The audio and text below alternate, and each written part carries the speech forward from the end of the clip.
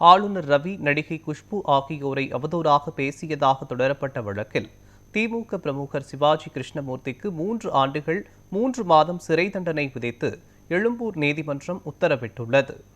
ஆளுநர் ரவி, பாஜக பிரமுகர் குஷ்பு ஆகியோர் குறித்து சர்ச்சைக்குரிய வகையில் திமுக பிரமுகரும் மேடை பேச்சாளருமான சிவாஜி கிருஷ்ணமூர்த்தி கொடுங்கையூரில் பொதுக்கூட்டம் ஒன்றில் பேசிய வீடியோ வெளியாகி பெரும் விமர்சனத்திற்கு ஆளானது. மகளிர் அமைப்புகள் மற்றும் பல்வேறு அரசியல் கட்சிகளிடம் இருந்து கடும் கண்டனங்களும் எழுந்தன. இதையடுத்து புகாரின் அடிப்படையில் சிவாஜி கிருஷ்ணமூர்த்தி கைது செய்யப்பட்டார். தொடர்ந்து கட்சியிலிருந்து தற்காலிகமாக நீக்கப்பட்டார்.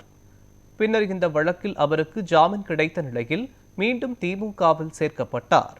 இந்நிலையில் சர்ச்சை பேச்சு தொடர்பாக தொடரப்பட்ட வழக்கில் சென்னை எழும்பூர் நீதிமன்றம் சிவாஜி கிருஷ்ணமூர்த்திக்கு 3 ஆண்டுகள் 3 மாதம் சிறை தண்டனை விதித்து 20,000 ரூபாய் அபராதம் செலுத்துமாறும் உத்தரவிட்டது.